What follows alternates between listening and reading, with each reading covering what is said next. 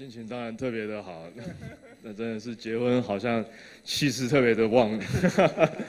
对，那当然恭喜爸爸，真的是他好像纪录保持人，现在对他最厉害，又创一个纪录。对，那当然拿到这个奖相当的高兴，那这个荣耀都归大家。所有，那当然我们在旁边一起争光的感觉。那跟爸爸合作就有没有压力啊？当然有，一定有，但是跟我们分享一下压力在哪里？压力当然什么事情都有压力嘛，只是跟爸爸好处是至少是自己家爸爸嘛，再怎么样的压力我们可以。换一个角色来，再把那个压力还给他。那都哥可以跟我们聊一下吗？就是这次这个怪物啊，有什么更特别的地方？跟以前啊，你们在做音效上的这个尝试啊？这部片子的，我就感谢九把刀把这么复杂的东西就是交给我们手上。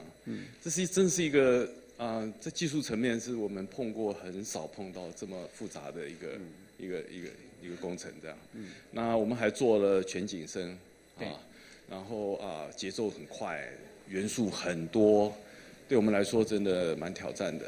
那幸运的是现场录音是杜金堂在做的，所以我们得到的素材其实还蛮丰富的。然后我们声色盒子这一次就是所有的全公司每一个女生每一个同事都。就很投入的在做这个片，然后大家都很喜欢，所以我们可以做出一个，我觉得我自己也很满意的一个成绩。这样。所以杜哥对那个杜君堂的这个成绩很满意啊，这次带回这个声色盒子的这个成绩觉得很 OK 的。满意，因为不满意我在家里面就会刁他。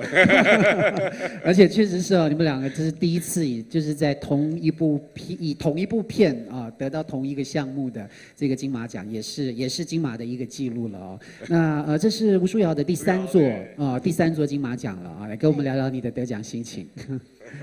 我觉得这次其实。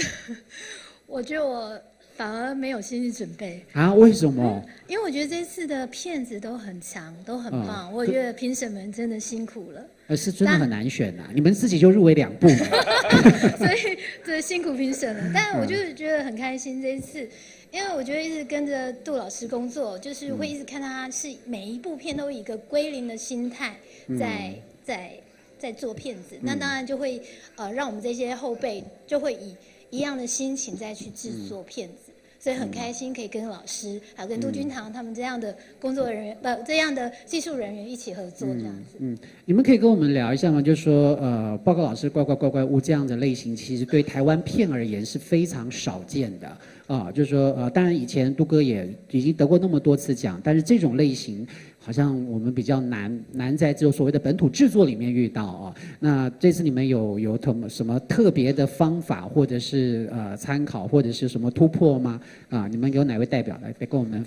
我们其实每一个片子进来，对我们来说都是一个新的挑战文艺片也好，战争片也好，像这种惊悚或者是僵尸动作很快的。对我们来说都是新的挑战，然后我们都会用我们觉得最好的方法来面对这东西，然后绞尽脑汁，一直寻找机会，看还可以哪里还可以做得更好，哪里还可以更丰富，不停地想，不停地绞尽脑汁，不停地去循环，我们一次一次的检视，一次一次的看，到最后我们觉得很放心的时候才算是定稿。所以所有的时间，你有任何睡觉的时间，有任何休息的时间，我都想尽量我再看一次看看，我再找一次还有什么地方可以更好，还可以挤出一点什么。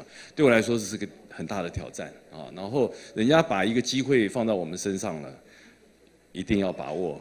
我们准备了这么久，该我们表演了，这就是我最好的舞台了，我开始了这样子。